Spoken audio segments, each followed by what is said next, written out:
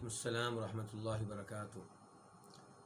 ان الحمد للہ نحمده ونستعینه ونستغفره ونعوذ باللہ من شرور انفسنا ومن سیئات اعمالنا من يهده الله فلا مضل له ومن يضلل فلا هادي له واشهد ان لا اله الا الله وحده لا شريك له وأشهد أن محمدا عبده ورسوله يا أيها الذين آمنوا اتقوا الله حق تقاته ولا تموتن إلا وأنتم مسلمون يا أيها الناس اتقوا ربكم الذي خلقكم من نفس واحدة وخلق منها زوجها وبث منهما رجالا كثيرا ونساء واتقوا الله الذي تساءلون به والأرحام إن الله كان عليكم رقيبا يا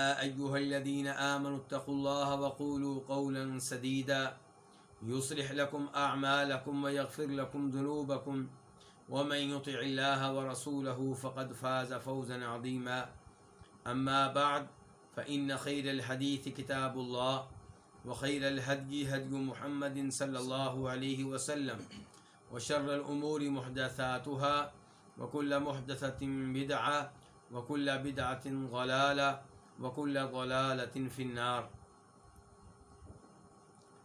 الوافی بما فی الصحیحین، یہ وہ کتاب ہے جس میں کتاب کے مؤلف شیخ صالح شامی نے صحیح بخاری اور صحیح مسلم کی تمام احادیث کو اس انداز سے جمع کرنے کی کوشش کی ہے کہ ان احادیث میں تکرار نہ ہو۔ اس کتاب کو انہوں نے 10 مقاصد میں تقسیم کیا ہے۔ ان میں سے تیسرا مقصد العبادات، ان احادیث کے بارے میں ہے جو عبادات سے تعلق رکھتی ہیں۔ اس مقصد میں کئی ایک کتب ہیں۔ ان کتب میں سے 10ویں کتاب وہ ہے جس کا تعلق زکوٰۃ اور صدقات سے ہے، اور اس 10ویں کتاب میں تیسری فصل کا آج ہم آغاز کریں گے۔ الفصل الثالث الصدقات، یہ صدقات کے بارے میں ہے، یعنی کہ صدقہ و خیرات کے بارے میں۔ اور اس میں پہلا باب ہے باب فضل الصدقات والحض علیہا، صدقہ کرنے کی فضیلت اور اس کے بارے میں ترغیب، یعنی کہ صدقہ خیرات کریں تو اس کی فضیلت کیا ہے اور اس بارے میں کیا ترغیب آئی ہے نبی علیہ الصلوۃ والسلام کی احادیث میں۔ حدیث نمبر 667 قاف، اس حدیث کو اپنی کتاب میں جگہ دینے والے 2 امام ہیں، ایک امام بخاری اور امام مسلم، اور ممکن ہے کہ ان کے علاوہ دیگر ائمہ نے بھی اس حدیث کو بیان کیا ہو، روایت کیا ہو، لیکن ہماری کتاب الوافی کا تعلق صحیح بخاری اور صحیح مسلم سے ہے، اس لیے یہاں پہ تذکرہ انہی 2 اماموں کا ملے گا۔ عن ابی ہریرہ رضی اللہ عنہ قال، جناب ابو ہریرہ رضی اللہ تعالیٰ عنہ سے روایت ہے، وہ کہتے ہیں قال رسول اللہ صلی اللہ علیہ وسلم، کہ رسول اللہ صلی اللہ علیہ وسلم نے فرمایا من تصدق بعدل تمرۃ من کسب طیب ولا يقبل اللہ الا الطیب وان اللہ تقبلها بیمینہ۔ من تصدق، کہ جو صدقہ کرے، بعدل تمرۃ، ایک کھجور جیسا، ایک کھجور کے برابر، جو ایک کھجور کے برابر صدقہ خیرات کرے، من کسب طیب، پاک کمائی میں سے، یعنی کہ حلال کمائی میں سے، ولا يقبل اللہ الا الطیب، اور اللہ تعالی حلال مال ہی قبول کرتے ہیں، اللہ تعالی پاک مال ہی قبول کرتے ہیں، یعنی کہ اللہ کی راہ میں اگر کوئی صدقہ خیرات کرتا ہے حرام مال میں سے، سود کی کمائی میں سے، چوری کی کمائی میں سے، ڈاکے کی کمائی میں سے، تو اللہ تعالیٰ اسے قبول نہیں کرتے۔ تو جب کوئی صدقہ خیرات کرے حلال کمائی میں سے، چاہے وہ ایک کھجور کے برابر ہو، وَإِنَّ اللَّهَ يَتَقَبَّلُهَا بِيَمِينِهِ، تو کیا ہوتا ہے کہ بے شک اللہ تعالیٰ اسے اپنے دائیں ہاتھ سے قبول کرتے ہیں۔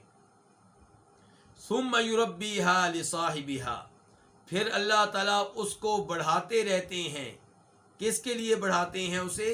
اس کے لیے جس نے اس کو صدقہ کے طور پہ پیش کیا ہوتا ہے، جس نے اس کا صدقہ کیا ہوتا ہے. اللہ تعالیٰ اسے ایسے بڑھاتے ہیں، اس ایک کھجور کے برابر صدقے کی ایسے پرورش کرتے ہیں، کما یربی احدکم فلوہ، جیسے تم میں سے کوئی پرورش کرتا ہے اپنے گھوڑے کے بچے کی. گھوڑے کے بچے کی تربیت کیسے کی جاتی ہے، اسے کیسے پالا جاتا ہے، اس کا بہت زیادہ اہتمام کرتا ہے کون؟ اس کا مالک. چاہے ذاتی طور پہ خود کرے، چاہے اپنے نوکروں سے پرورش کروائے، لیکن اسے اپنی گھوڑی کے بچے کی بہت فکر ہوتی ہے اور وہ چاہتا ہے کہ اس کی اچھی تربیت ہو، اسے اچھے طریقے سے پالا جائے، پوسا جائے اور اسے بڑا کیا جائے. حتیٰ تکون مثل الجبل، فرمایا نبی صلی اللہ علیہ وسلم نے، یہاں تک کہ وہ کھجور کے برابر صدقہ پہاڑ جیسا ہو جاتا ہے، ایک پہاڑ کی شکل اختیار کر لیتا ہے. اس حدیث میں سب سے پہلے صدقہ خیرات کی فضیلت ہے کہ اگر آپ حلال کی کمائی سے ایک کھجور کے برابر بھی صدقہ خیرات دیں تو اللہ تعالیٰ اس کی قدر کرتے ہیں. اور یہاں سے اللہ تعالیٰ کی عظمت کو پہچانیں.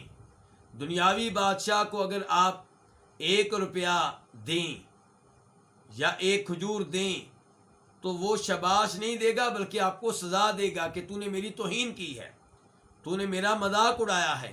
میں نے چندے کی اپیل کی تھی اور تو 1 روپیہ لے کر آ گیا ہے، گندم کا ایک دانہ لے کر آ گیا ہے، کھجور کا ایک دانہ لے کر آ گیا ہے. لیکن اللہ رب العزت بندے کے صدقہ کی، جب کہ وہ حلال کمائی سے ہو، اتنی قدر کرتے ہیں کہ اللہ تعالیٰ اس ایک کھجور کو اپنے دائیں ہاتھ سے قبول کرتے ہیں. اور پھر اللہ تعالیٰ اسے بڑھاتے رہتے ہیں، بڑھاتے رہتے ہیں، یہاں تک کہ وہ ایک کھجور کے برابر صدقہ ایک پہاڑ کی شکل اختیار کر لیتا ہے.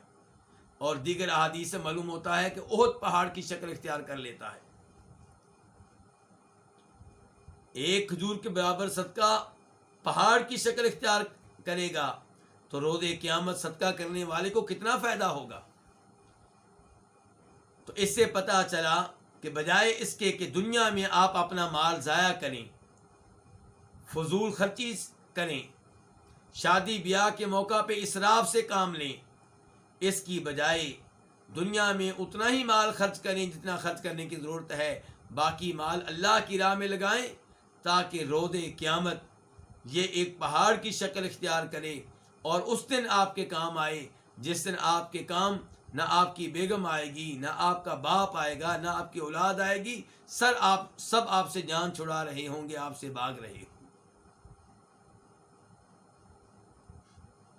اور اس حدیث سے یہ پیغام بھی مل رہا ہے کہ غریب آدمی بھی صدقہ خیرات کرنے سے پیچھے نہ رہیں، وہ بھی اپنی استطاعت کے مطابق صدقہ خیرات کریں.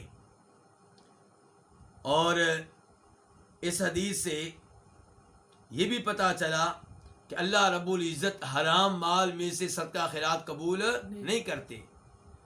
کسی آدمی نے کسی کا قرض لیا اور واپس نہیں کرتا، کسی کے پلاٹ پہ قبضہ کیا ہوا ہے، بہنوں کی وراثت کی شکل میں جائیداد کے اوپر قبضہ کیا ہوا ہے اور اس میں سے صدقہ خیرات کر رہا ہے، تو اللہ تعالیٰ کو اس کے صدقہ خیرات کی کوئی ضرورت نہیں ہے. اور اللہ تعالیٰ دائیں ہاتھ سے قبول کرتے ہیں. اس حدیث سے پتہ چلا کہ اللہ تعالیٰ کے ہاتھ ہیں اور اللہ تعالیٰ کے ہاتھ حقیقی طور پہ ہیں، ان کی تعویل کرنا جائز نہیں ہے. گمراہ فرقے جو اللہ کی صفات کے منکر ہیں وہ ایسی احادیث کے موقع پہ اللہ کی صفات کی تعویل کرتے ہیں، ان کا معنی تبدیل کرنے کی کوشش کرتے ہیں، جبکہ صحیح بات یہ ہے کہ اللہ کی صفات کو ان کے حقیقی اور ظاہری معنی پہ محمول کیا جائے گا. تو ہاتھ سے مراد ہاتھ ہوگا. جب کہیں پہ تذکرہ آئے اللہ کے پاؤں کا تو پاؤں سے مراد اللہ کا حقیقی پاؤں ہوگا. البتہ اس میں کوئی شک و شبہ نہیں ہے کہ اللہ کے ہاتھ میں کوئی کمزوری نہیں ہے، کوئی عیب نہیں ہے، کوئی نقص نہیں ہے. اللہ کا ہاتھ ویسے ہے جیسے اللہ کے شایان شان ہونا چاہیے.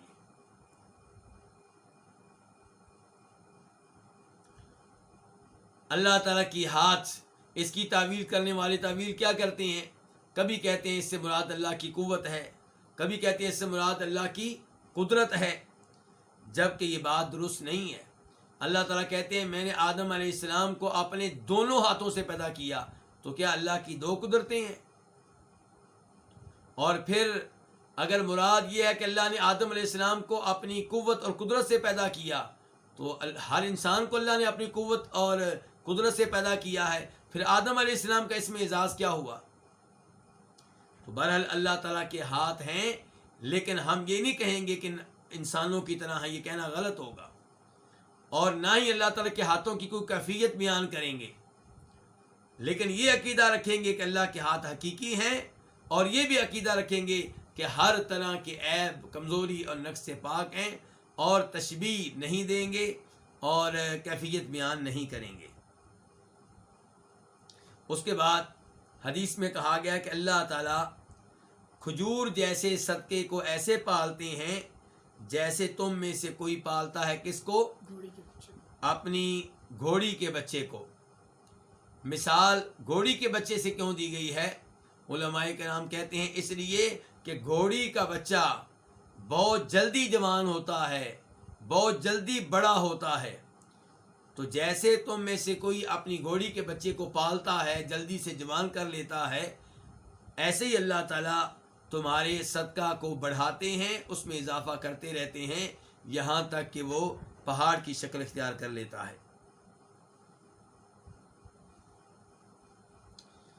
اس کے بعد حدیث نمبر 668 668 قاف، اس حدیث کو اپنی کتاب میں جگہ دینے والے امام بخاری اور امام مسلم دونوں ہیں۔ عن عدی بن حاتم رضی اللہ تعالی عنہ، عدی بن حاتم رضی اللہ تعالیٰ عنہ سے روایت ہے۔ یہ عدی بن حاتم کون ہیں؟ مشہور و معروف حاتم طائی کے بیٹے، وہی حاتم طائی جو مشہور ہے کس لحاظ سے؟ اپنی سخاوت کے اعتبار سے، یہ اس حاتم طائی کے بیٹے ہیں عدی۔ یہ کہتے ہیں کنت عند رسول اللہ صلی اللہ علیہ وسلم، میں رسول اللہ صلی اللہ علیہ وسلم کے پاس تھا۔ فجاءہ رجلان، آپ کے پاس دو آدمی آئے، احدہما یشکو العیلہ، ان میں سے ایک تنگ دستی اور فقر و فاقے کی شکایت کر رہا تھا کہ غربت کی وجہ سے میرا برا حال ہے، والآخر یشکو قطع السبیل، اور دوسرا شکایت کر رہا تھا ڈاکہ زنی کی، کہ راستے محفوظ نہیں ہیں، راستوں میں ڈاکے پڑتے ہیں، تو ڈاکہ زنی کی شکایت کر رہا تھا۔ فقال رسول اللہ صلی اللہ علیہ وسلم، تو فرمایا رسول اللہ صلی اللہ علیہ وسلم نے، اما قطع السبیل فإنه لا يأتي عليك إلا قليل حتى تخرج العير إلى مكة بغير خفير۔ جہاں تک تعلق ہے ڈاکہ زنی کا، راستوں کے غیر محفوظ ہونے کا، تو تھوڑا ہی عرصہ گزرے گا، تمہارے اوپر زیادہ عرصہ نہیں گزرے گا، تمہارے اوپر تھوڑا سا ہی عرصہ گزرے گا، تھوڑا ہی وقت گزرے گا، حتیٰ تخرج العیر الی مکہ بغیر خفیر، یہاں تک کہ قافلہ نکلے گا، کس جانب نکلے گا؟ مکہ کی جانب، بغیر خفیر، کسی کی پناہ کے بغیر، کوئی پناہ دینے والا نہیں ہوگا، کوئی حفاظت کرنے والا نہیں ہوگا، یعنی کہ وہ حالات آنے والے ہیں جب امن و امان کا دورہ ہوگا، کسی کو کسی کا کوئی ڈر اور خوف نہیں ہوگا، راستے اتنے محفوظ ہوں گے کہ قافلہ مکہ کی جانب نکلے گا اور کوئی حفاظت کرنے والا نہیں ہوگا، کوئی پناہ دینے والا نہیں ہوگا۔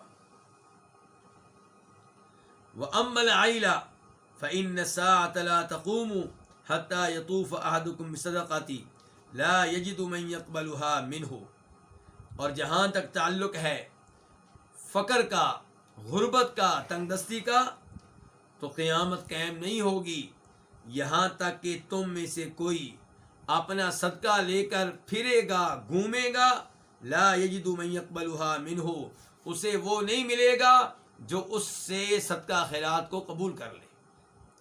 یعنی آپ نے بتایا کہ ایسے حالات آنے والے ہیں کہ ان حالات میں صدقہ خیرات قبول کرنے والا کوئی نہیں ہوگا، سب لوگ امیر ہوں گے، ہر ایک کے پاس مال ہوگا.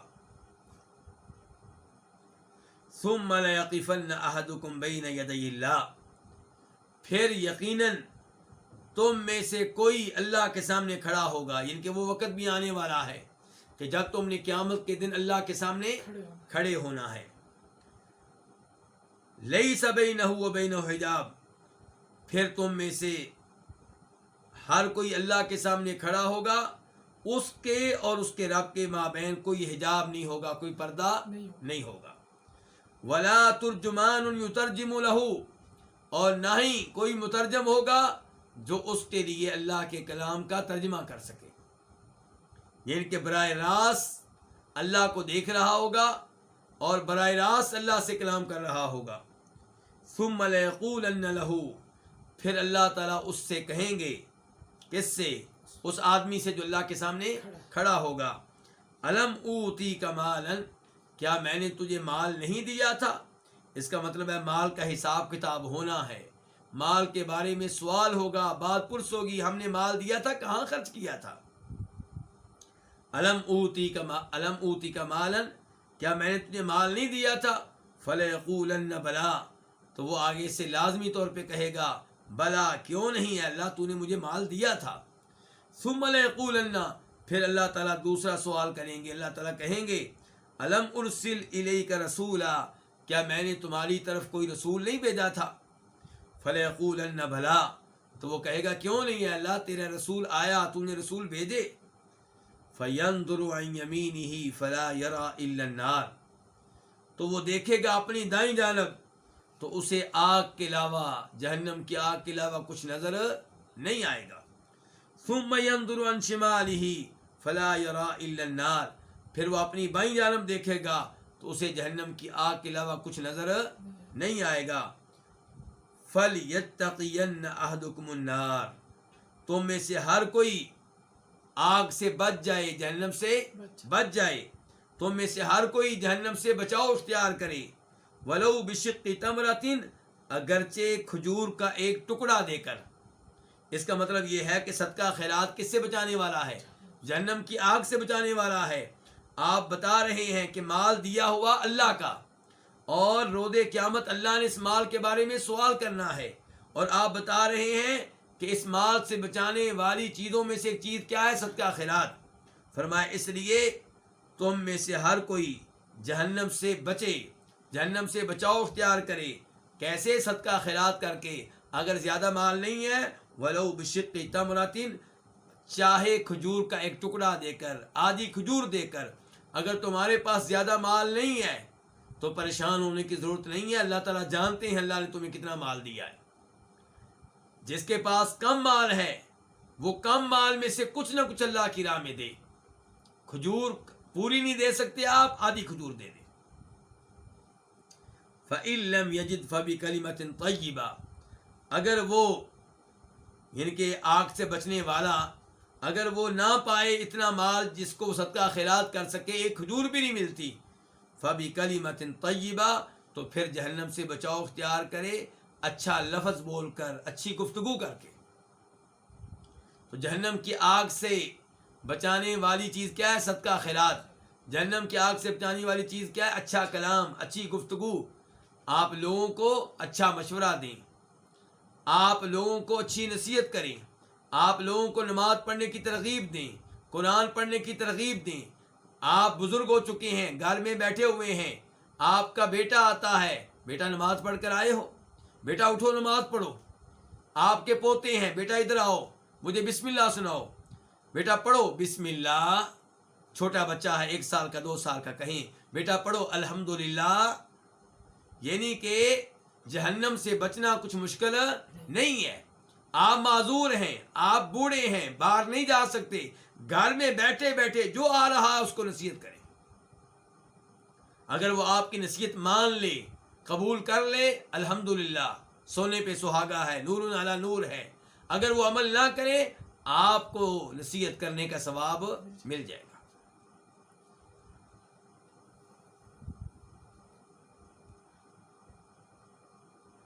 تو بہرحال اس حدیث سے بھی صدقہ خیرات کرنے کی ترغیب مل رہی ہے یہ حدیث بھی صدقہ خیرات کرنے کی ترغیب دے رہی ہے، اور اس سے پتہ چلا کہ صدقہ خیرات کی کیا فضیلت ہے۔ صدقہ کس سے بچانے والا ہے؟ جہنم کی آگ سے بچانے والا ہے، اس میں کوئی شک و شبہ نہیں۔ صدقہ خیرات کرنے کے دنیاوی فوائد بھی ہیں، لیکن آپ صدقہ اس لیے کریں کہ آپ کی آخرت بن جائے۔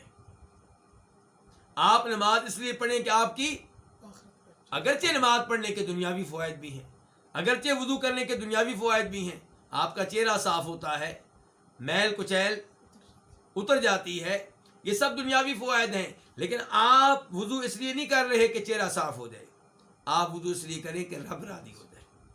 آپ نماز اس لیے پڑھیں کہ رب راضی ہو جائے، آپ صدقہ خیرات اس لیے کریں کہ رب راضی ہو جائے، میری آخرت بن جائے، مجھے جنت مل جائے، جہنم سے آزادی مل جائے، نجات مل جائے۔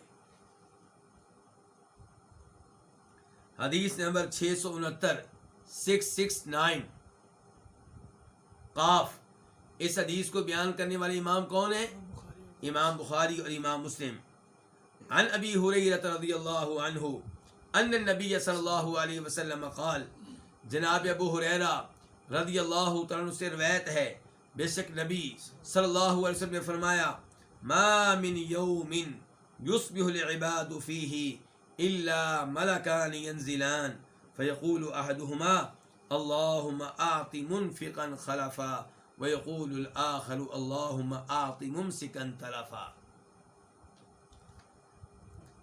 آپ صلی اللہ علیہ وسلم نے فرمایا، کوئی ایسا دن نہیں ہے جس میں بندے صبح کرتے ہوں، یعنی کہ جب بھی صبح کا سورج طلوع ہوتا ہے، جب بھی نئے دن کا آغاز ہوتا ہے، جب بھی صبح ہوتی ہے، کوئی ایسا دن نہیں ہے جس میں بندے کیا کرتے ہوں؟ صبح کرتے ہوں۔ الا مگر ملکان ینزلان، دو فرشتے نازل ہوتے ہیں، کہاں سے؟ اوپر سے، آسمانوں سے، اللہ کی طرف سے۔ فیقول احدہما، تو ان میں سے ایک کہتا ہے، اللہم آت منفقا خلفا، اے اللہ خرچ کرنے والے کو اور دے، خرچ کرنے والے کو اس مال کا جو اس نے خرچ کیا ہے بدل دے، متبادل دے۔ وَيَقُولُ الْآخَرُ، اور دوسرا کہتا ہے، اللہم اے اللہ آت ممسکا تلفا، اے اللہ کنجوس آدمی کو، مال پہ سانپ بن جانے والے کو، مال روک لینے والے کو، مال خرچ نہ کرنے والے کو کیا دے؟ تلفن، تباہی و بربادی دے، اس کا مال تباہ و برباد کر دے۔ اس حدیث سے ایک تو ہمیں یہ پتہ چلا کہ اللہ کے فرشتے اوپر سے نازل ہوتے ہیں اور صدقہ خیرات کرنے والے کو دعا دیتے ہیں، اور جو کنجوسی کرے، صدقہ خیرات نہ کرے، اسے بددعا دیتے ہیں۔ تو بطور مسلمان سب سے پہلے ہم نے اس پہ ایمان لانا ہے، یہ غیبی چیز ہے اور اللہ کے رسول علیہ الصلوۃ والسلام نے بتائی ہے، اور آپ کو اللہ نے یہ بات بتائی ہے، تو ہم ایمان لاتے ہیں کہ ایسا ہوتا ہے، روزانہ ہوتا ہے۔ مجھے فرشتے نظر آئیں یا نظر نہ آئیں، جو اللہ کے رسول نے کہہ دیا وہ پتھر پہ لکیر ہے، اور اس میں کسی قسم کی شک و شبے کی گنجائش نہیں ہے۔ دوسرے نمبر پہ اس سے صدقہ خیرات کرنے کی ترغیب ملی کہ آپ صدقہ خیرات کریں گے، فرشتے آپ کے لیے دعائیں کریں گے۔ دعا کیا کریں گے؟ یا اللہ جتنا تیری راہ میں دے رہا ہے اتنا اسے دے۔ تو اس سے پتہ چلا صدقہ خیرات کرنے کا دنیاوی فائدہ بھی ہے، لیکن میں نے اور آپ نے کیوں خرچ کرنا ہے؟ آخرت بن جائے۔ لیکن دنیاوی فائدہ بھی ہے، جتنا اللہ کی راہ میں آپ خرچ کریں گے اتنا اللہ اور دے گا۔ اور قرآن حکیم میں اللہ تعالیٰ فرماتے ہیں، وَمَا أَنفَقْتُم مِّن شَيْءٍ فَهُوَ يُخْلِفُهُ، تم جو بھی اللہ کی راہ میں خرچ کرو گے اللہ تعالیٰ اس کا متبادل دے گا، اللہ اس کا نعم البدل دے گا، چاہے وہ دنیا میں ملے چاہے آخرت میں ملے۔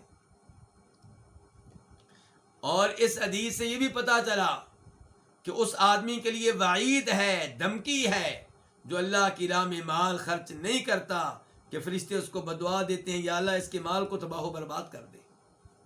اور ہم دیکھتے ہیں کہ ایسے کئی لوگوں کا مال تباہ و برباد ہو جاتا ہے، اور اگر بظاہر تباہ و برباد نہیں ہوتا تو بے برکتی پیدا ہو جاتی ہے، مال موجود ہوتا ہے، استعمال کرنے والا کوئی نہیں ہوتا۔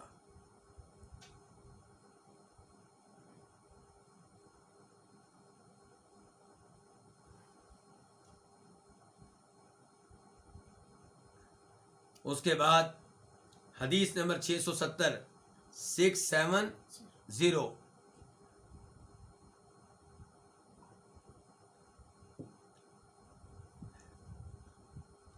قاف. اس حدیث کو اپنی اپنی کتب میں جگہ دینے والے امام کون ہیں؟ امام بخاری اور امام مسلم. عن ابی ہریرہ رضی اللہ تعالی عنہ ان رسول اللہ صلی اللہ علیہ وسلم قال، بے شک رسول اللہ صلی اللہ علیہ وسلم نے فرمایا، قال اللہ تعالی، اللہ تعالیٰ فرماتے ہیں، انفق علیک، خرچ کرو میں تمہارے اوپر خرچ کروں گا. یعنی کہ یہ الفاظ کیا بتا رہے ہیں کہ حدیث قدسی ہو گئی. اللہ تعالیٰ کہتے ہیں آدم کے بیٹے کو مخاطب کر کے، انسان کو مخاطب کر کے، مسلمان کو مخاطب کر کے، انفق، تم خرچ کرو، یعنی کہ میری راہ میں خرچ کرو، جہاں جہاں پہ میں چاہتا ہوں وہاں پہ خرچ کرو. تو کیا ہوگا؟ انفق علی کا، میں تمہارے اوپر خرچ کروں گا، یعنی کہ تم خرچ کرو گے میں تمہیں مال اور دوں گا. وقال، اور فرمایا کس نے؟ نبی علیہ الصلوۃ والسلام نے. یعنی کہ مزید فرمایا، ایک تو یہ فرمایا کہ اللہ تعالیٰ کہتے ہیں تم خرچ کرو میں تمہارے اوپر خرچ کروں گا، اور مزید فرمایا نبی علیہ الصلوۃ والسلام نے کہ ید اللہ ملآ لا تغیدها نفقۃ، اللہ تعالیٰ کا ہاتھ بھرا ہوا ہے، اللہ تعالیٰ کا ہاتھ بھرا ہوا ہے، لا تغیدها نفقۃ، خرچ کرنے سے اس میں کوئی کمی نہیں آتی. اللہ تعالیٰ کا ہاتھ خزانوں سے بھرا ہوا ہے، مال سے، نعمتوں سے بھرا ہوا ہے. آپ جس قدر خرچ کریں گے اللہ تعالیٰ کے ہاتھوں میں کوئی کمی نہیں ہوگی. سحاء اللیل والنہار، ایک تو اللہ تعالیٰ کے ہاتھ کے بارے میں آپ نے بتایا کہ وہ بھرا ہوا ہے، اس میں خرچ کرنے سے کوئی کمی نہیں ہوتی، اللہ کے خزانے کام نہیں ہوتے. پھر یہ بتایا کہ سحاء اللیل والنہار، اللہ کا ہاتھ دن اور رات بارش کرنے والا ہے. کس کی؟ مال کی. سحا مسلسل بہانے والا، مسلسل بہانے والا، مسلسل لوٹانے والا. تو اللہ تعالیٰ کا ہاتھ دن اور رات، صبح و شام خرچ کر رہا ہے، صبح و شام رزق کو بہا رہا ہے. وقال، اور آپ نے یہ بھی فرمایا. تو گویا کہ اس حدیث میں 3 حدیثیں ہو گئی ہیں، اور آپ نے یہ بھی فرمایا ارأیتم، مجھے بتاؤ، ما انفق منذ خلق السماء والارض فإنه لم يغد ما في یدی، مجھے بتاؤ کہ جو اللہ نے خرچ کیا ہے، کب سے؟ جب سے اس نے آسمان و زمین کو پیدا کیا ہے. اللہ نے جو خرچ کیا ہے اس وقت سے، جب سے آسمان و زمین کو پیدا کیا ہے، کیا اس خرچ کرنے نے، کیا اس خرچ کیے ہوئے مال نے اس مال کو کم کر دیا ہے جو اللہ کے ہاتھ میں ہے؟ کوئی کمی نہیں ہوئی. اللہ تعالیٰ اس وقت سے خرچ کر رہے ہیں جب سے آسمانوں اور زمین کو پیدا کیا ہے. اتنا خرچ کرنے کے باوجود اللہ کے ہاتھوں میں جو خزانے ہیں، جو نعمتیں ہیں، جو مال ہے، اس میں کوئی کمی واقع نہیں ہوئی. اللہ اکبر. اس لیے کہتے ہیں کہ اللہ کے خزانے بے شمار لا تعداد، اللہ کی قوت بے شمار لا تعداد. وکان عرشہ علی الماء، اور اللہ کا عرش کہاں پہ تھا؟ پانی پہ تھا. تو ہمارا ایمان ہے ایک تو یہ کہ اللہ تعالیٰ کے ہاتھ ہیں، جو اس حدیث سے پتہ چل رہا ہے، اور دوسرا ہمیں پتہ چلا کہ اللہ تعالیٰ کے ہاتھ خزانوں سے بھرے ہوئے ہیں، اور یہ پتہ چلا کہ اللہ تعالیٰ کے ہاتھ صبح و شام مال خرچ کر رہے ہیں، اور یہ پتہ چلا کہ اللہ تعالیٰ اس وقت سے خرچ کر رہے ہیں جب سے آسمان و زمین کو پیدا کیا ہے، اور یہ پتہ چلا کہ اتنا خرچ کرنے کے باوجود اللہ کے ہاتھوں میں کوئی کمی واقع نہیں ہوئی، اور یہ پتہ چلا کہ اللہ کا عرش کہاں پہ تھا؟ پانی پہ تھا. اور یہ بھی پتہ چلا کہ اللہ تعالیٰ کلام کرتے ہیں، اسی لیے کہا شروع میں کہ تم خرچ کرو میں تمہارے اوپر خرچ کروں گا. یہ اللہ کس سے کہہ رہے ہیں؟ اپنے بندوں سے کہہ رہے ہیں. وَبِيَدِهِ الْمِيزَانُ، اور اللہ تعالیٰ کا عرش پانی پہ تھا تو ہم اللہ کے عرش پہ بھی ایمان لاتے ہیں. اللہ تعالیٰ کا عرش ہے، حقیقی عرش ہے، اور ہم اس کی کوئی تعویل نہیں کرتے. اللہ کا عرش آسمانوں سے بڑا، زمین سے بڑا، اللہ کا عرش ہر مخلوق سے اوپر، اور اللہ تعالیٰ عرش پہ مستوی ہے. الرحمن والعرش استوى، اللہ تعالیٰ کہاں مستوی ہے؟ عرش پہ مستوی ہے. وَبِيَدِهِ الْمِيزَانُ، اور اللہ کے ہاتھ میں کیا ہے؟ میزان ہے، ترازو ہے. کئی لوگ کہتے ہیں یہاں پہ ترازو سے مراد اللہ کا عدل و انصاف ہے. صحیح بات یہ ہے کہ اللہ کا ترازو ہے حقیقی ترازو، جس میں تولا جاتا ہے، جس میں تولا جائے گا انسان کو، تولا جائے گا انسان کے اعمال کو، تولا جائے گا انسان کے اعمال کے رجسٹروں کو. تو یہ ترازو حقیقی ہے، اس کی تعویل کرنا جائز نہیں ہے. معلوم نہیں کچھ لوگوں کو کیوں شوق ہے اللہ اور اللہ کے رسول کی بتائی ہوئی باتوں کی تعویل کا. اگر اللہ اپنے ہاتھ کا تذکرہ کرتے ہیں تو اس کی تعویل کر دیتے ہیں، اگر اللہ تعالیٰ ترازو کا تذکرہ کرتے ہیں تو اس کی تعویل کر دیتے ہیں. بلکہ کئی لوگ تو جنت و جہنم کی بھی تعویل کر دیتے ہیں، کہتے ہیں یہ خیالی چیز ہے، اللہ نے جنت جہنم کے نام اس لیے لیے ہیں تاکہ لوگ ڈر جائیں، اچھے کام کریں اور لوگوں کو شوق پیدا ہو جائے اچھے کام کرنے کا، ورنہ اس کا حقیقت سے کوئی تعلق. تو انسان جب تعویل شروع کر دیتا ہے تو پھر یہ دروازہ کھل جائے تو بند نہیں ہوتا. ایک چیز کی تعویل آپ کریں گے، دوسرے کی تعویل کو اور کرے گا، آپ اس کو تعویل کرنے سے روک نہیں سکیں گے. کچھ لوگوں نے تعویلیں کی ہیں اللہ کے نام اور صفات کی، تو کچھ لوگوں نے تعویلیں کی ہیں آخرت کے امور کی.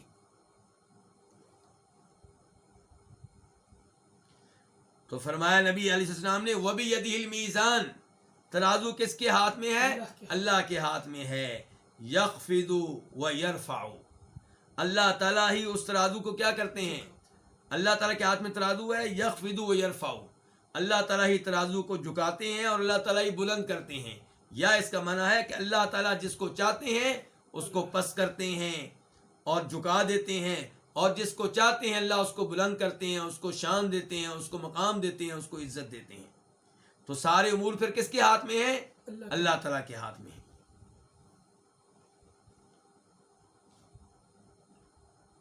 تو بہرحال اس حدیث سے بھی پتہ چلا کہ صدقہ خیرات کرنا اتنا عظیم کام ہے کہ اس کے بارے میں اللہ تعالیٰ خود کہہ رہے ہیں آدم کے بیٹے خرچ کرو میری راہ میں تمہارے اوپر خرچ کروں گا.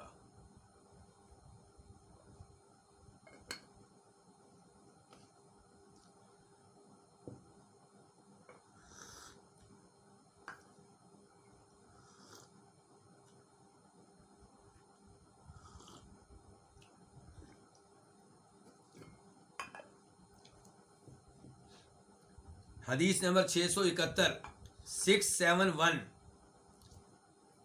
میم. اس حدیث کو اپنی کتاب میں جگہ دینے والے امام کون ہے؟ امام مسلم. عن ابی ہریرہ ان النبی صلی اللہ علیہ وسلم قال، جناب ابو ہریرہ رضی اللہ تعالیٰ عنہ سے روایت ہے، بے شک نبی صلی اللہ علیہ وسلم نے فرمایا ما یسرنی ان لی احدا ذہبا، مجھے یہ بات اچھی نہیں لگتی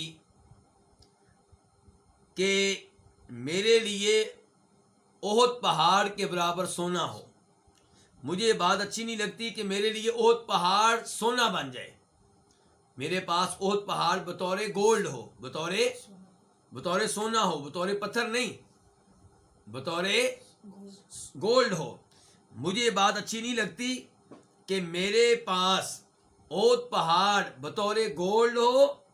تأتی علی ثالثہ، جب کہ میرے پہ تیسری رات آ جائے اور میرے پاس اس میں سے، اس گولڈ میں سے ایک بھی دینار باقی ہو. یعنی کہ میرا تو دل یہ چاہتا ہے کہ میرے پاس جتنا مال آئے جلدی سے اللہ کی راہ میں خرچ کر دوں، اور اگر میرے پاس احد پہاڑ جتنے دینار آ جائیں. اب احد پہاڑ کتنا بڑا پہاڑ ہے جی؟ 7 کلومیٹر طویل ہے، چوڑائی اس کے علاوہ ہے. تو احد پہاڑ کو گولڈ کی شکل دیں تو کتنے دینار بن گئے؟ آپ تصور کریں.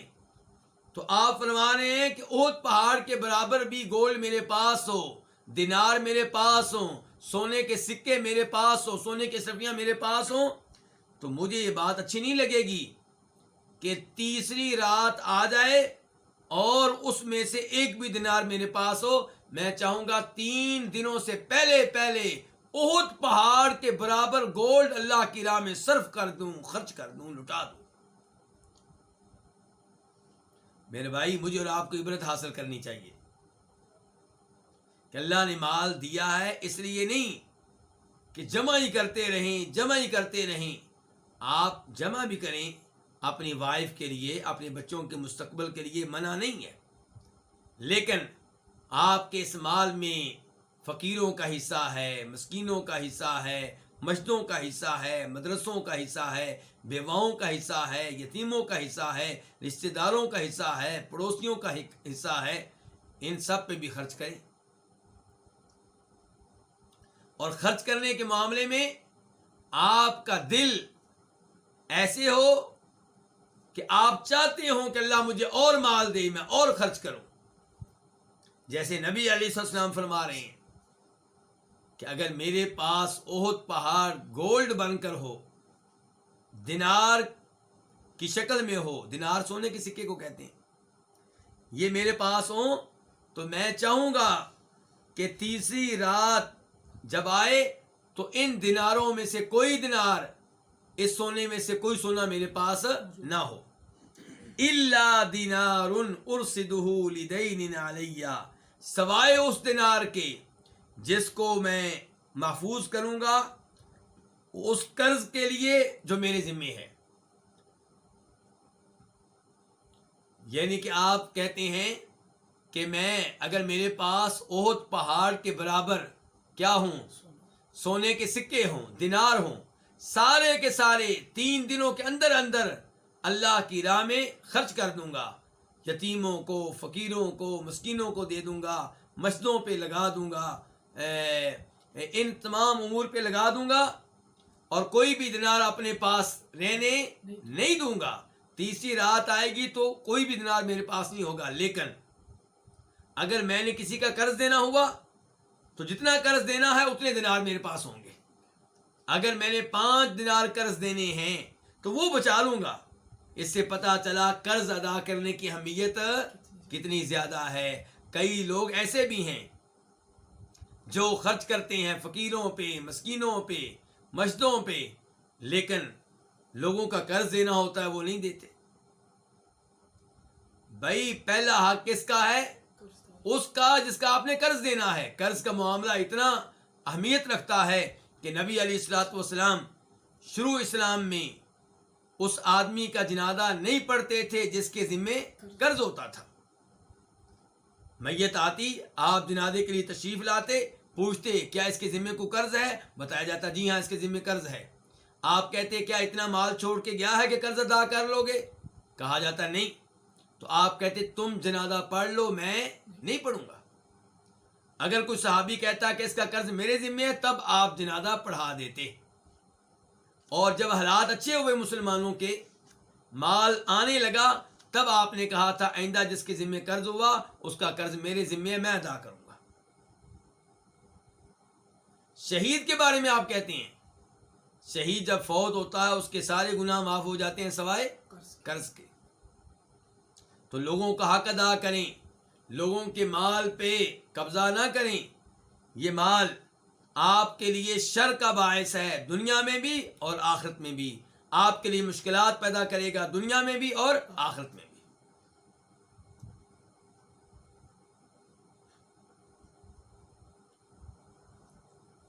حدیث نمبر 672، 672 میم۔ اس حدیث کو بیان کرنے والے امام کون ہے؟ امام مسلم۔ عن ابی ہریرہ عن النبی صلی اللہ علیہ وسلم قال بینما رجل بفلاة من الارض فسمع صوتا فی سحابہ اس کی حدیقت فلان۔ جناب ابو ہریرہ سے روایت ہے، وہ نبی صلی اللہ علیہ وسلم سے روایت کرتے ہیں کہ آپ نے فرمایا جب کہ ایک آدمی زمین کے ایک صحرائی حصے میں تھا۔ زمین میں تو صحرا بھی ہوتے ہیں، پہاڑ بھی ہوتے ہیں، ہر چیز ہوتی ہے، تو وہ زمین کے کس حصے میں تھا؟ صحرائی حصے میں تھا۔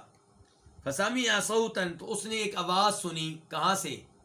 فی سحابۃ، ایک بادل میں۔ بادل میں ایک آواز تھی جو اس تک آئی۔ بادل اوپر تھے وہاں سے ایک آواز اس کے کانوں میں پڑی. کیا آواز تھی؟ اس کی حدیقت فلان، فلاں آدمی کے باغ کو سیراب کر دو، فلاں آدمی کے باغ کو پانی پلا دو. فتنحى ذلك السحاب، تو اس نے یعنی کہ بادل نے اس باغ کا قصد کیا، بادل نے اس باغ کا قصد کیا، یا کہہ سکتے ہیں کہ بادل جو ہے اس جگہ سے ہٹا اور کدھر گیا؟ اس باغ کی طرف. فتنحى ذلك السحاب، تو اس بادل نے قصد کیا یعنی کہ اس باغ کا. فافرغ ماءه في حرة، چنانچہ اس نے اپنا پانی انڈیل دیا. کس نے؟ بادل نے. فی حرة، ایک پتھریلی زمین میں، سیاہ رنگ کی پتھریلی زمین میں، یعنی کہ وہاں پہ بارش برسی، مطلب یہ ہے.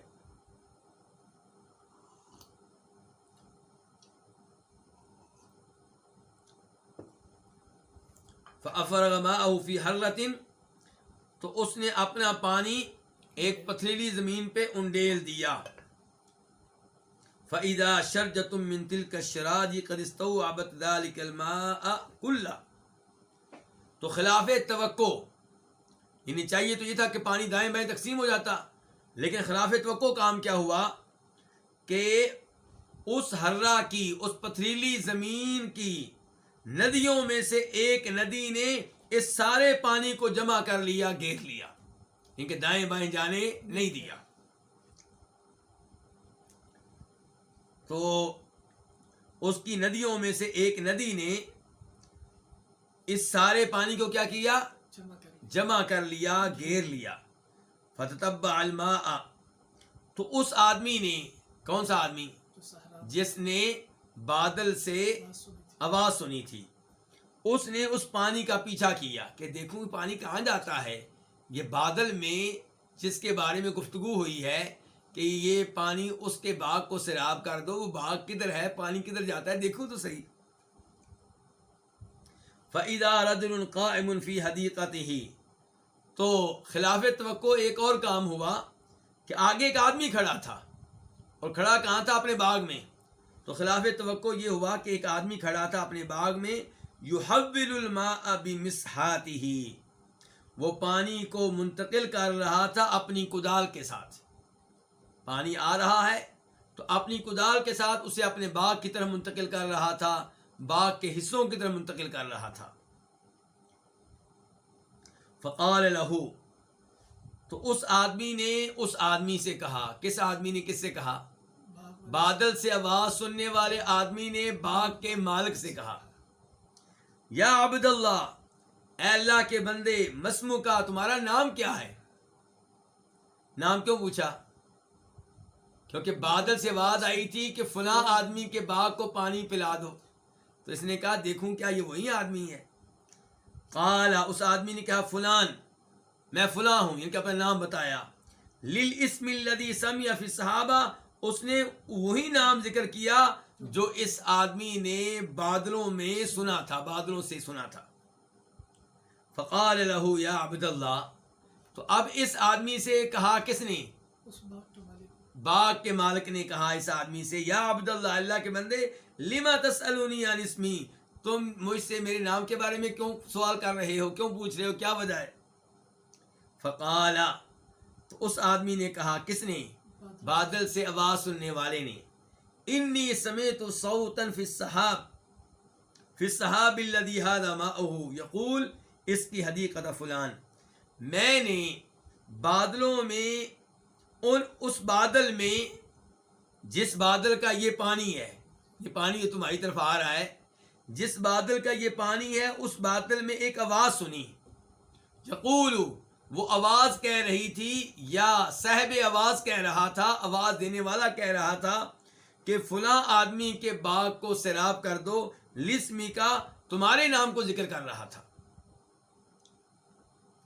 فما تصنع فیہا، تو تم اس باغ کے معاملے میں کیا کرتے ہو؟ باغ کی جب آمدن آتی ہے کیا کرتے ہو، کیا وجہ ہے کہ آسمان کی طرف سے تمہارا خیال رکھا جا رہا ہے، یعنی کہ اللہ کی طرف سے تمہارا خصوصی طور پہ خیال رکھا جا رہا ہے، تمہاری خاص طور پہ مدد آسمانوں سے نازل ہو رہی ہے، تم کیا کرتے ہو، تمہارا کیا عمل ہے؟ قال، اس آدمی نے کہا، اما اذ قلت ھذا، جب تم یہ بات کہتے ہو، یہ سوال کرتے ہو، تو فإنی انظر الی ما یخرج منہا، میں دیکھتا ہوں اس آمدن کی طرف، اس پیداوار کی طرف جو اس باغ سے نکلتی ہے، فاتصدق بثلثہ، یعنی کہ میں دیکھتا ہوں، غور کرتا ہوں، حصے بناتا ہوں، یہ مطلب ہے فاتصدق بثلثہ، تو اس کے تیسرے حصے کو میں صدقہ خیرات کر دیتا ہوں۔ فقیروں مسکینوں پہ باغ کا کتنا حصہ؟ 1/3 حصہ، اور آج لوگ 2.5% زکوٰۃ دینے کے لیے تیار نہیں ہے، 2.5%، اور یہ صدقہ خیرات کتنا کر رہا ہے؟ 33%، 33% سے بھی بلکہ زیادہ۔ وآکل انا وعیالی ثلثا، اور میں اور میرے اہل و عیال 1/3 جو ہے وہ کھا لیتے ہیں، یعنی کہ 1/3 مال گھر میں لے جاتا ہوں کھانے پینے کے لیے، بیچ کر اپنے کپڑے بنانے کے لیے، دیگر امور حل کرنے کے لیے، اور 1/3 فقیروں مسکینوں کے لیے، جتنا حصہ اپنے گھر والوں کے لیے اتنا ہی حصہ کن کے لیے؟ فقیروں مسکینوں کے لیے۔ وَأَرُدُّ فِيهَا ثُلُثَهُ، اور میں اسی باغ میں واپس لگا دیتا ہوں اس کا 1/3، یعنی کہ 1/3 جو ہے وہ اسی باغ پہ لگا دیتا ہوں، یعنی کہ دوبارہ محنت کرتا ہوں، دوبارہ اس کے اوپر پیسہ لگاتا ہوں، پانی لگانے کے لیے، بیج لگانے کے لیے، دیگر امور کے لیے۔ تو اپنے مال کو کتنے حصوں میں تقسیم کیا ہے؟ 3 حصوں میں، اور کتنا حصہ اللہ کی راہ میں دیا ہے؟ تیسرا حصہ۔ تو اللہ کو یہ بندہ کتنا پسند آیا کہ اللہ رب العزت نے اس کے باغ کو پانی دینے کے لیے اسپیشلی بادل کو بھیجا ہے۔ اسی لیے ظفر علی خان نے کہا تھا نا، آج مسلمان شکوہ کرتے ہیں کہ اللہ ہماری مدد کیوں نہیں کرتا، تو ظفر علی خان نے کہا تھا، فضائے بدر پیدا کر فرشتے تیری نصرت کو، اتر سکتے ہیں گردوں سے قطار ان قطار اب بھی، یعنی کہ اللہ آج بھی مدد کے لیے تیار ہے، اللہ کی رحمت آج بھی نازل ہوگی، آپ وہ ماحول تو پیدا کریں جو ماحول بدر کے لوگوں کا تھا، ویسا آپ کا عقیدہ تو ہو، ویسی آپ کی توحید تو ہو، اسی طرح آپ اللہ کے رسول کی اطاعت کرنے والے ہوں، اسی طرح آپ نمازیں پڑھنے والے ہوں، اسی طرح اللہ کی راہ میں خرچ کرنے والے ہوں، تو اللہ آج بھی مدد نازل کرے گا۔ تو جو آج بھی ایسا عمل کرے، اللہ کی رحمتیں آج بھی نازل ہوں گی۔ تو سب سے پہلے ہمیں چاہیے کہ اس حدیث پہ ایمان لائیں، کیونکہ جو ملحد قسم کے لوگ ہوتے ہیں، لبرل قسم کے لوگ ہوتے ہیں، منکرین حدیث ہوتے ہیں، وہ ایسی حدیث کو ماننے سے ویسے انکار کر دیتے ہیں، اور یہ کفر ہے۔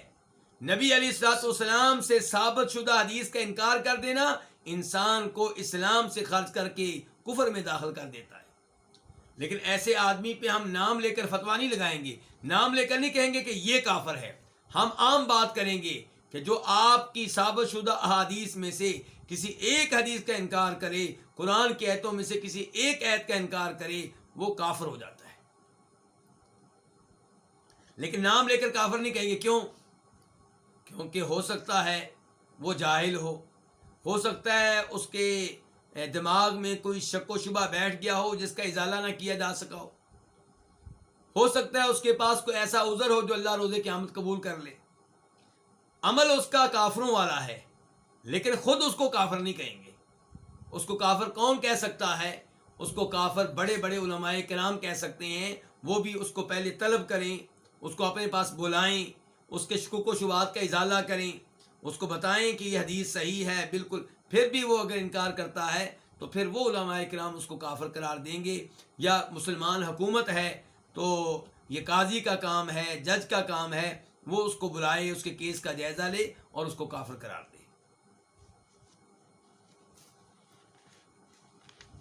تو ہمارا ایمان ہے کہ ایسا واقعہ ہوا ہے، ہمارا ایمان ہے کہ ایسا واقعہ ہوا ہے جیسا کہ بتایا ہے نبی علیہ الصلوۃ والسلام نے، اور ہمارا یہ بھی ایمان ہے کہ اگر ہم اللہ کی راہ میں ایسے ہی خرچ کریں تو اللہ ہمارے اوپر بھی راضی ہوگا، دنیا میں بھی ہماری مدد کرے گا، آخرت میں بھی ہماری مدد کرے گا۔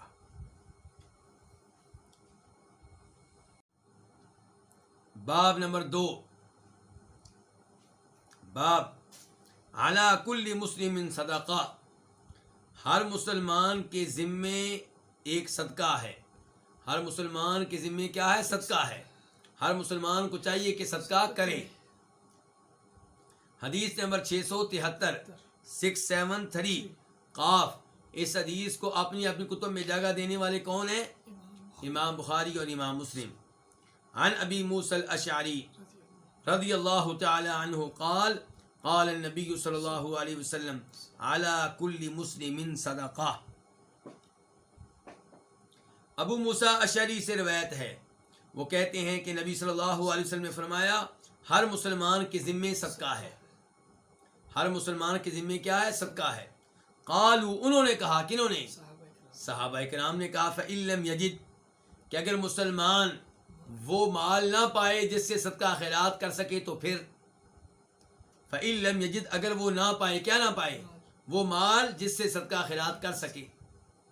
قال، تو آپ نے فرمایا فَيَعْمَلُ بِيَدَيْهِ، اپنے ہاتھوں سے کام کرے، محنت کرے، مزدوری کرے۔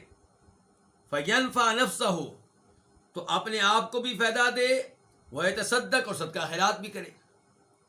یعنی کہ اگر کسی کے پاس مال نہیں ہے تو مال کمائے، تجارت کرے، کاروبار کرے، جاب کرے، محنت مزدوری کرے، مال لے کر آئے، اپنے اوپر بھی خرچ کرے، اچھا لباس پہنے، اپنی بیگم کے اوپر خرچ کرے، اپنے بچوں کے اوپر خرچ کرے، صدقہ خیرات کرے، فقیروں مسکینوں کو دے۔ قالوا، تو انہوں نے کہا فَإِن لَمْ يَسْتَطِعْ أَوْ لَمْ يَفْعَلْ، اگر وہ اس کی استطاعت نہ رکھے، کمانے کی استطاعت نہ رکھتا ہو، مثال کے طور پہ معذور ہو، ہاتھ کام نہ کرتے ہوں، او لم یفعل، یا آپ نے کہا تھا کہ وہ یہ کام اگر نہ کرے، یعنی کہ راوی کو شک ہو گیا ہے کہ صحابہ کرام نے یا تو کہا تھا کہ اگر وہ کمانے کی طاقت نہ رکھتا ہو، یعنی کہ معذور وغیرہ ہو، یا وہ ایسا کام نہ کرے سستی کرتے ہوئے جان بوجھ کر، تو پھر کیا ہوگا؟ قال، تو آپ نے فرمایا فَيُعِينُ ذَا الْحَاجَةِ الْمَلْهُوفِ، وہ مدد کرے ضرورت مند کی، الملہوف جو کیا ہے؟ مظلوم، فریاد کرنے والا۔ کون ہے؟ الملہوف کا معنی مظلوم بھی کر سکتے ہیں اور پریشان حال بھی کر سکتے ہیں۔ ذل حاجہ کا معنی کیا؟ حاجت مند، اور ملہوف کا معنی آپ پریشان حال بھی کر سکتے ہیں اور مظلوم فریاد کرنے والا بھی کر سکتے ہیں، مظلوم فریادی بھی کر سکتے ہیں۔ تو آپ نے فرمایا فَيُعِينُ ذَا الْحَاجَةِ الْمَلْهُوفِ، یعنی کہ اگر آپ مال میں سے صدقہ خیرات نہیں کر سکتے تو پھر آپ کیا کریں؟ مدد کریں۔ کس کی مدد کریں؟ اس حاجت مند کی جو پریشان حال ہے۔ قالوا فَإِن لَمْ يَفْعَلْ، آپ نے فرمایا اگر وہ یہ کام بھی نہ کر سکے، اگر وہ یہ کام بھی نہ کرے، کون؟ مسلمان۔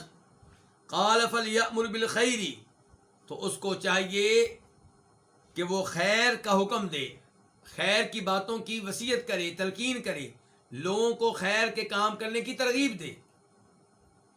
او قال، یا آپ نے کہا بالمعروف ہی، یعنی کہ فَلْيَأْمُرْ بِالْخَيْرِ کہا یا فَلْيَأْمُرْ بِالْمَعْرُوف کہا، کہ خیر کا حکم دے یا معروف کا حکم دے، اچھے کاموں کا حکم دے۔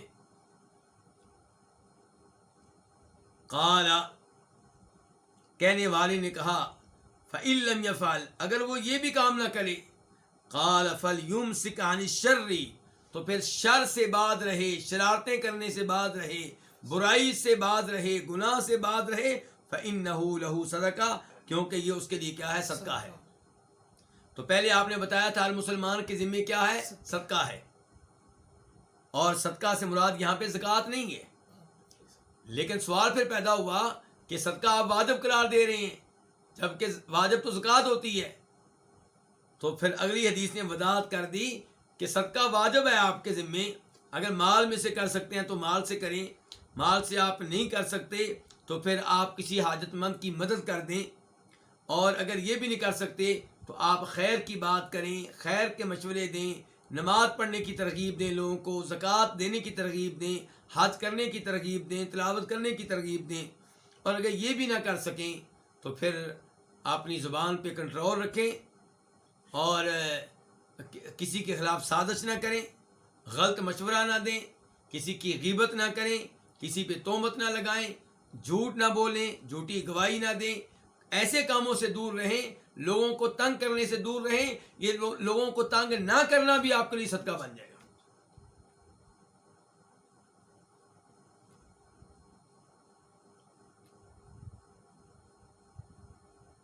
آج کل لوگ اس آدمی کو کوئی اہمیت نہیں دیتے جو شریف سا ہو،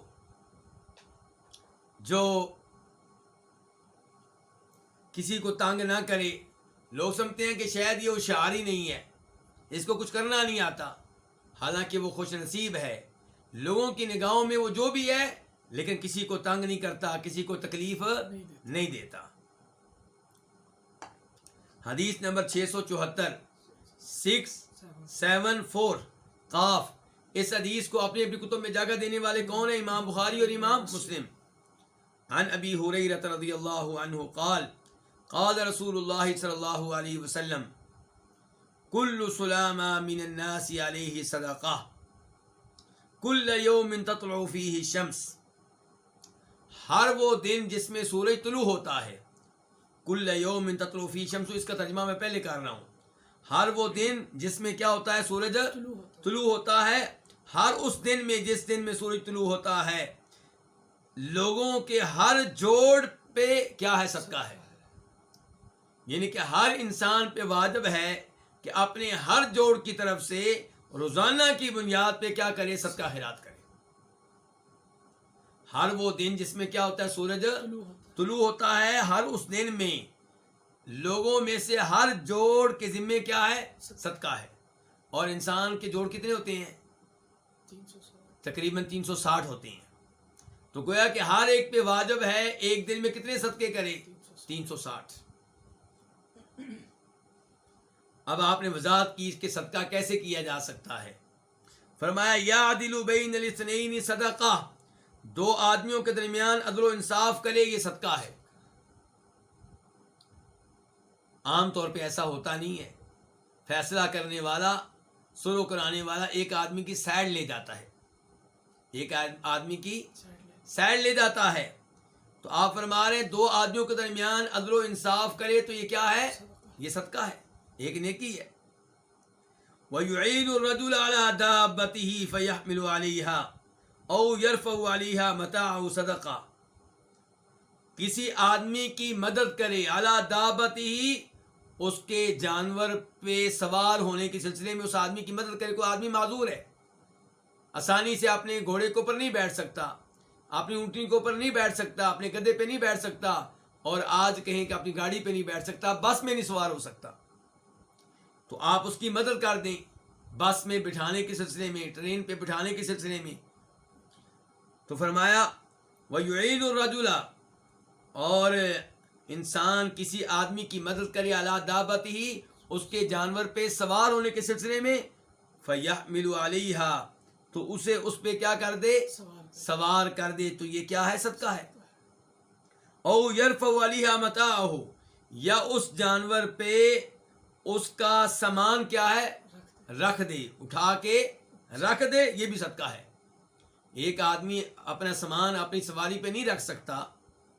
ایک آدمی آپ کے سامنے سائیکل پہ سوار ہونا چاہ رہا ہے، اس کے پاس سامان ہے لیکن سامان باری ہے، اسے رکھا نہیں جا رہا. موٹر سائیکل پہ بیٹھنا چاہ رہا ہے، سامان باری ہے، اس سے رکھا نہیں جا رہا. گاڑی پہ رکھنا چاہ رہا، رکھا نہیں جا رہا، آپ اس کی مدد کرتے.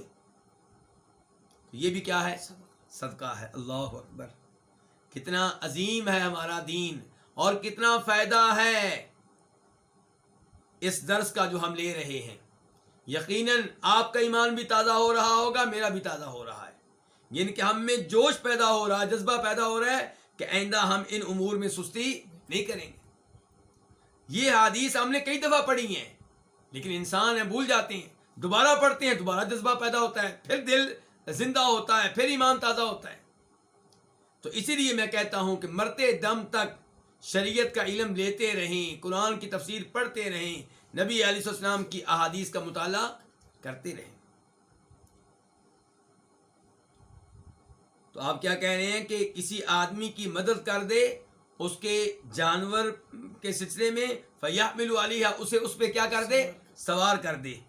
او يَرْفَعَ عَلَيْهَا مَتَاعَهُ، یا اس سواری پہ اس کا سامان رکھ دے، تو صدقۃ، یہ چیز کیا ہے؟ صدقہ ہے۔ وَالْكَلِمَةُ الطَّيِّبَةُ صدقہ، اور اچھے الفاظ کہنا یہ کیا ہے؟ صدقہ ہے۔ لا الہ الا اللہ، سبحان اللہ، اللہ اکبر، صدقہ ہے۔ کسی سے یہ کہہ دینا بھائی نماز پڑھیں، صدقہ ہے۔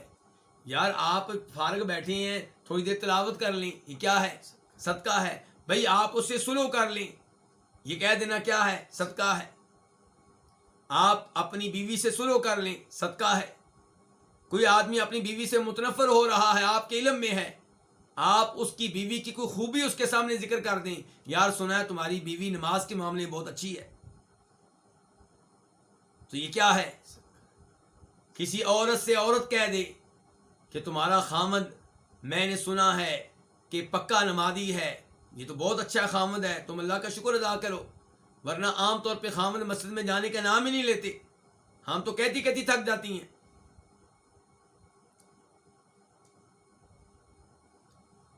وَكُلُّ خُطْوَةٍ يَخْطُوهَا إِلَى الصَّلَاةِ صَدَقَةٌ، اور ہر وہ قدم جو وہ نماز کی طرف اٹھاتا ہے، نماز کے لیے اٹھاتا ہے، وہ کیا ہے؟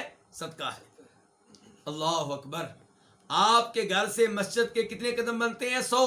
ہر قدم صدقہ ہے۔ کتنے صدقے ہو گئے؟ 100 جانے کے 100 آنے کے کتنے ہو گئے؟ 200 ہو گئے۔ اللہ کی رحمت کتنی وسیع ہے، نیکی کی راہیں کھلی ہوئی ہیں، خیر کے راستے کھلے ہوئے ہیں، لیکن ہم ان پہ چلتے نہیں ہیں، اور برائی کا راستہ بڑی محنت سے ہم کھولتے ہیں۔ وَيُمِيتُ الْأَذَىٰ عَنِ الطَّرِيقِ صَدَقَةٌ، فرمایا تکلیف دہ چیزوں کو راستے سے ہٹا دے تو یہ کیا ہے؟ صدقہ ہے۔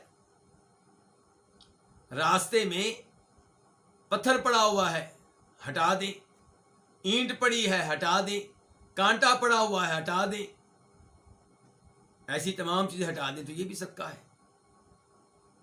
تو اب آپ حدیث کے شروع کے حصے کی طرف آ جائیں کہ انسان کے ہر جوڑ پہ کیا ہے؟ اور جوڑ کتنے ہیں تقریباً؟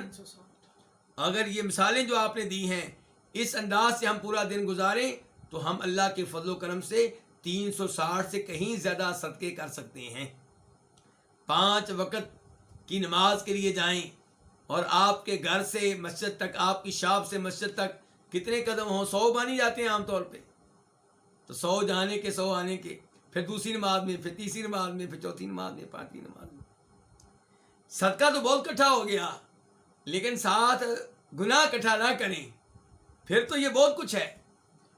اگر انسان گناہ ساتھ جمع نہ کرے، غیبتیں نہ کرے، اور چغلیاں نہ کرے، گانے نہ سنیں، مرد جو ہیں غیر عورتوں کو نہ دیکھیں، ان سے یاریاں دوستیاں نہ لگائیں، اور گندی فلمیں نہ دیکھیں، گندے ڈرامے نہ دیکھیں، بس اتنا کرتے رہیں تو یہ بھی بہت کچھ ہے انشاءاللہ۔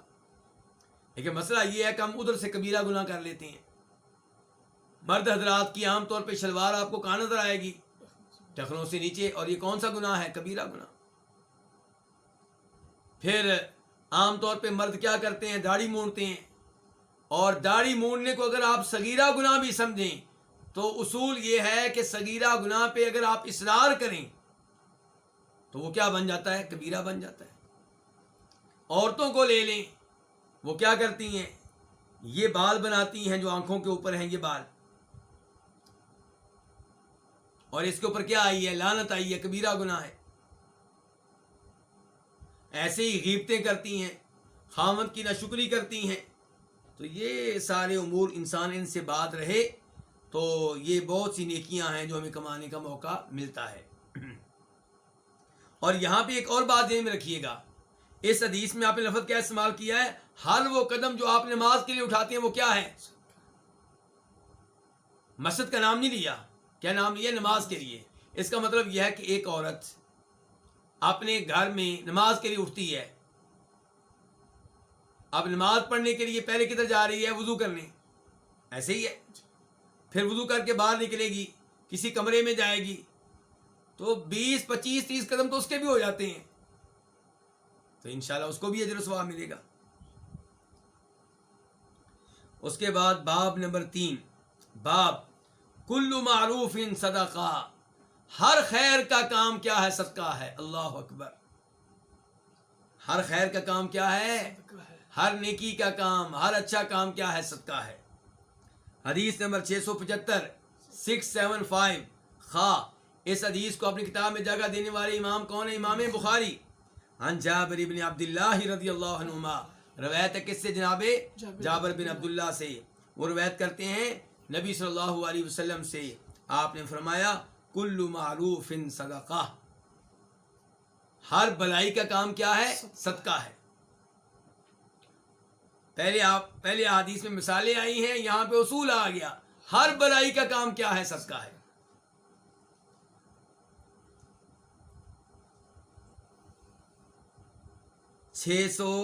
حدیث نمبر 676 676 میم، اس حدیث کو اپنی کتاب میں جگہ دینے والے امام کون ہے؟ امام مسلم۔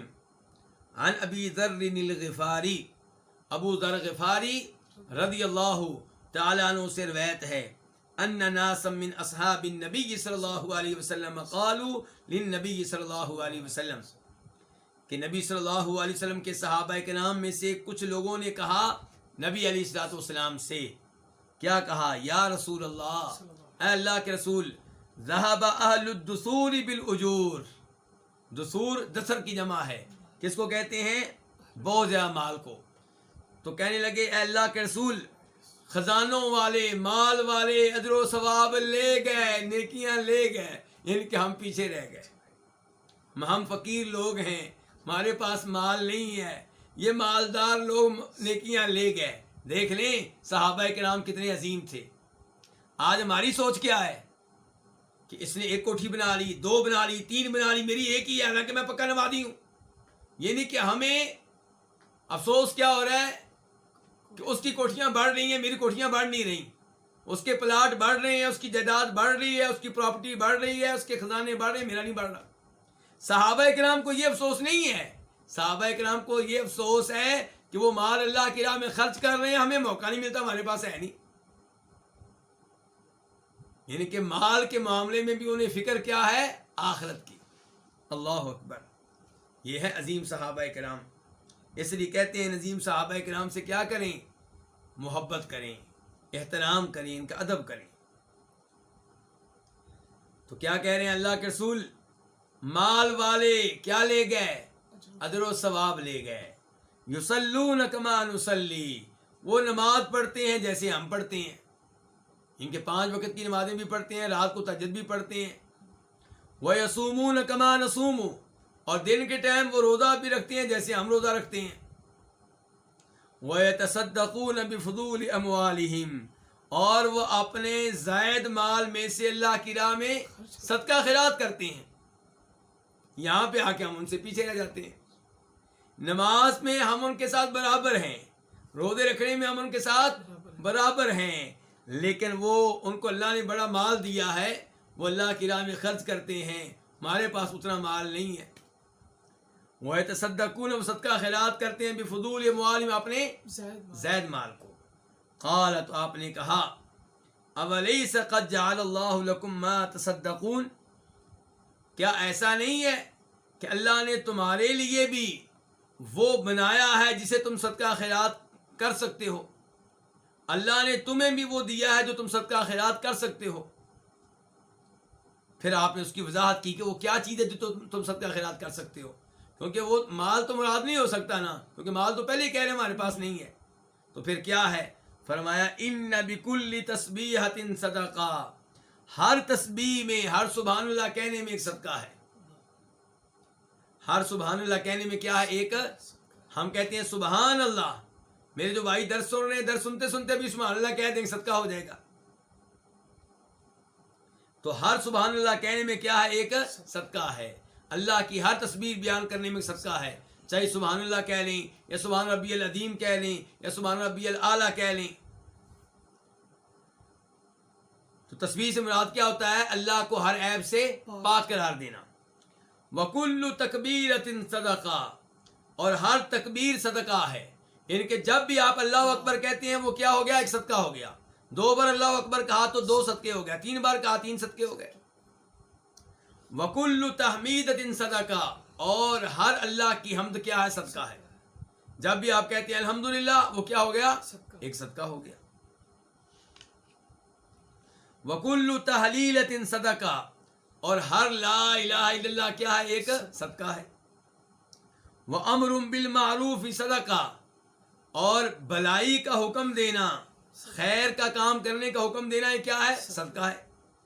آپ اپنے بچوں سے کہا کریں نا، بیٹا نماز پڑھو، بیٹا سچ کہو، بیٹا جھوٹ ترک کر دو، بیٹا نماز میں لیٹ نہ ہوا کرو، بیٹا بڑوں کا ادب کیا کرو، یعنی کہ یہ کام آپ بار بار کہتے رہیں۔ بیٹا تو آپ کمرے میں آئے سلام کیوں نہیں کہا؟ سلام کہا کرو۔ بیٹا چھینک آئی الحمدللہ کیوں نہیں کہا؟ الحمدللہ کہا کرو۔ بیٹا مجھے چھینک آئی تھی، میں نے الحمدللہ کہا تھا، آپ نے یرحمک اللہ کیوں نہیں کہا؟ کہا کرو۔ وَنَهْيٌ عَنْ مُنْكَرٍ صَدَقَةٌ، اور برائی سے روکنا بھی کیا ہے؟ صدقہ ہے۔ روکیں اپنے بچوں کو کس چیز سے؟ غیبت کرنے سے، جھوٹ کہنے سے، فلمیں دیکھنے سے، موبائل پہ گندی تصویریں دیکھنے سے۔ روکتے رہیے، بار بار روکیے ان کو۔ وَفِي بُضْعِ أَحَدِكُمْ صَدَقَةٌ، اور تم میں سے کسی کے جمع کرنے میں بھی کیا ہے؟ صدقہ ہے۔ یعنی کہ اگر تم میں سے کوئی جمع کرتا ہے، ہم بستری کرتا ہے اپنی بیگم سے، تو وہ بھی کیا ہے؟ صدقہ ہے۔ قالوا، انہوں نے کہا، کنہوں نے؟ صحابہ کرام نے کہا، یا رسول اللہ، اللہ کے رسول، ایأتی احدنا شہوتہ ویکون لہ فیہا اجر، کیا ہم میں سے کوئی اپنی شہوت کو پورا کرے، اپنی شہوت کی طرف آئے اور اس کے لیے اس میں اجر ہوگا؟ یعنی کہ بیگم سے تعلق قائم کیا ہے، اپنی ذاتی خواہش کو پورا کیا ہے، اپنی شہوت کو پورا کیا ہے، کیا اس میں بھی اجر ملے گا؟ قال، تو آپ نے کہا، ارأیتم، مجھے بتاؤ، لو وضعها فی حرام، اگر وہ اپنی اس خواہش کو، اپنی اس جنسی خواہش کو، اپنی اس شہوت کو کہاں پہ استعمال کرے؟ فی حرام، کسی حرام شرمگاہ میں، اکان علیہ فیہا وزر، کیا اس پہ اس معاملے میں گناہ ہوگا، اسے گناہ ملے گا؟ فکذالک، اس کا جواب کیا تھا؟ ملے گا۔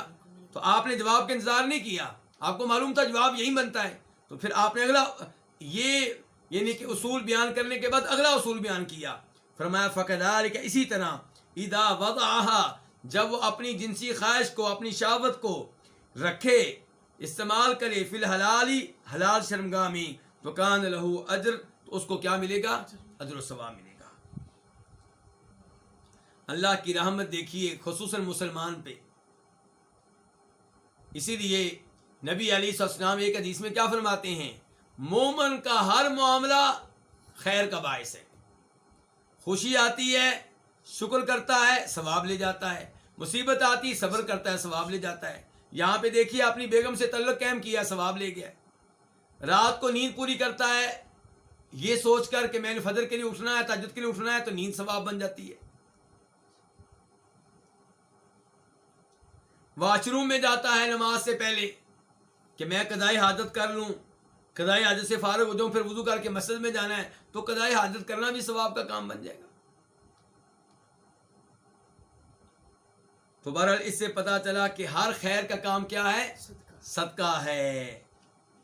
اور اس سے اللہ تعالیٰ کی رحمت کا، اللہ کے فضل و کرم کا علم ہو رہا ہے، اور ہماری کوتاہیوں کا بھی پتہ چل رہا ہے، اور یہ پتہ چل رہا ہے کہ صحابہ کرام نیکی کا کتنا حرص رکھتے تھے، وہ بھی جن کے پاس مال نہیں تھا اور وہ بھی جن کے پاس مال تھا، کیونکہ جن کے پاس مال نہیں تھا وہ بتا رہے ہیں کہ یہ خرچ کرتے ہیں۔ اور اس سے پتہ چلا کہ شادی کرنا اچھی بات ہے، شادی کرنا میں بھی بڑی خیر ہے، انسان کی نگاہیں جھک جاتی ہیں، انسان کی شرمگاہ محفوظ ہو جاتی ہے، اور پھر انسان جب گھر آباد کرتا ہے تو بیگم کے لیے کماتا ہے، یہ کمانا بھی ثواب ہے، بیگم سے اچھی گفتگو کرتا ہے، اخلاق سے پیش آتا ہے، یہ بھی ثواب ہے۔ پھر اللہ اولاد دیتا ہے، اولاد کو پالتا ہے، ان کی تربیت کرتا ہے، تو وہ بھی ثواب کا کام ہے۔ انہیں قرآن کی تعلیم دیتا ہے، انہیں اذکار سکھاتا ہے، خیر کے کام سکھاتا ہے، یہ سارے کے سارے امور کیا بن جاتے ہیں۔ اور پھر ویسے بھی شادی کرنا سنت ہے کن کی؟ انبیاء کرام علیہم الصلوۃ والسلام کی، اس لحاظ سے بھی ثواب ہے۔ تو شادی کرنی چاہیے اور کوشش کریں کہ وقت پہ شادی ہو تاکہ گناہوں سے بچ سکیں۔ اس کے بعد باب نمبر 4، باب فضل صدقۃ الصحیح الشحیح، اس آدمی کے صدقہ خیرات کرنے کی فضیلت جو تندرست ہو، الشحیح مال کی حرص رکھتا ہو، مال کی لالچ رکھتا ہو، یعنی کہ مال کی لالچ رکھنے کے باوجود، تندرست ہونے کے باوجود صدقہ خیرات کر رہا ہے۔ یعنی کہ اگر وہ صدقہ خیرات کرے جو اب جس کو ڈاکٹروں نے جواب دے دیا ہے کہ کینسر کا مریض ہے، 2 مہینے سے زیادہ زندہ نہیں رہے گا، وہ صدقہ خیرات کرے، ثواب اس کو بھی ملے گا، لیکن اتنا نہیں جتنا اس کو ملے گا جو تندرستی کی حالت میں کرے، جب مرنے کا کوئی خطرہ فی الحال نہیں ہے، تندرست ہے، اور جن دنوں مال کا شوق بھی ہے۔ جب مر رہے ہوں گے تب تو مال کا شوق ختم ہو جاتا ہے، اس وقت صدقہ خیرات کریں گے، ثواب ملے گا، لیکن اتنا نہیں جتنا اس آدمی کو ملے گا جو جوانی کے ایام میں مال کے شدید شوق اور مال کی شدید حرص کے ایام میں اللہ کی راہ میں صدقہ خیرات کرتا ہے۔ حدیث نمبر 677 677 قاف، اس حدیث کو اپنی کتاب میں جگہ دینے والے امام کون ہیں؟ امام بخاری اور امام مسلم۔ عن ابی ہریرہ رضی اللہ عنہ قال، جناب ابو ہریرہ رضی اللہ عنہ سے روایت ہے، وہ کہتے ہیں جاء رجل للنبی صلی اللہ علیہ وسلم، ایک آدمی آیا کس کے پاس؟ نبی صلی اللہ علیہ وسلم کے پاس آیا، فقالت، اس نے کہا، یا رسول اللہ، اے اللہ کے رسول، ای الصدقۃ اعظم اجرا، کون سا صدقہ ثواب کے لحاظ سے زیادہ عظیم ہے؟ کون سا صدقہ ہے جس کے اوپر ثواب زیادہ ملتا ہے؟ قال، تو آپ نے کہا، ان تصدق وانت صحیح شحیح، تمہارا صدقہ خیرات کرنا اس حال میں کہ جب تم تندرست ہو، مال کی آرزو اور خواہش رکھتے ہو۔ جب آپ تندرست ہیں، صحت مند ہیں، مال کا بڑا شوق ہے، مال کی بڑی لالچ ہے، حرص ہے، ان دنوں میں بھی آپ صدقہ خیرات کریں، یہ سب سے افضل ہے۔ تو آپ نے کہا، سوال کیا ہوا تھا؟ کون سا صدقہ اجر و ثواب کے لحاظ سے عظیم ہے؟ تو آپ نے کہا تھا تمہارا صدقہ خیرات کرنا اس حال میں کہ تم تندرست ہو، مال کی حرص رکھتے ہو، تخش الفقر، اس حال میں کہ تم فقر سے، فقیری سے ڈرتے ہو، وتأمل الغنی، اور مالداری کی تما رکھتے ہو۔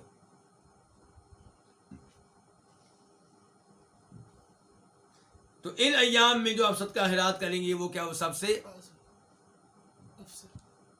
ولا تمہلوا، اور تم صدقہ خیرات کرنے میں تاخیر نہ کرو، صدقہ خیرات کرنے میں تاخیر نہ کرو، حتی اذا بلغت الحلقوم،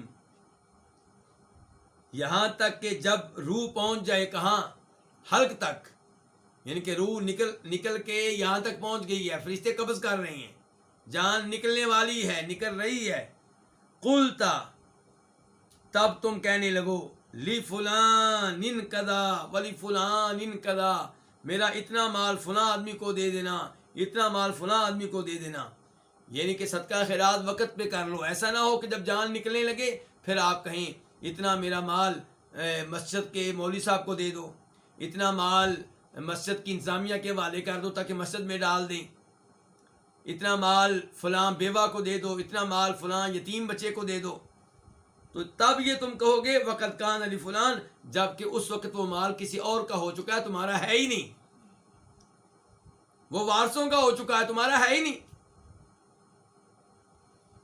اب تم وصیت کر رہے ہو پہلی بات ہے تمہاری وصیت مانی جائے گی ٹوٹل مال کے 1/3 میں، اس سے زیادہ تمہاری مانی نہیں جائے گی۔ دوسرے نمبر پہ تمہاری یہ وصیت وارثوں کے حق میں نہیں مانی جائے گی، تو اس لیے اللہ کی راہ میں جو مال دینا ہے وہ کب دو؟ صحت کی حالت میں، اور ان دنوں میں جب مال کی بڑی تمنا ہو، آرزو ہو۔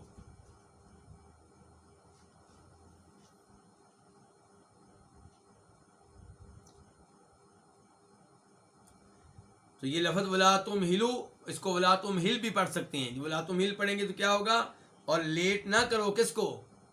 صدقہ خیرات کرنے کو، یہاں تک کہ جب روح پہنچ جائے حلق تک تم کہنے لگو یہ فلاں آدمی کا ہے، یہ فلاں آدمی کا، اتنا ان کو اس کو دے دینا، اس کو دے دینا۔ وقد کان لفلان، جب کہ وہ مال فلاں کا ہو چکا ہے، کسی اور کا ہو چکا ہے، تمہارے بیٹے کا ہو چکا ہے، تمہاری بیٹی کا ہو چکا ہے۔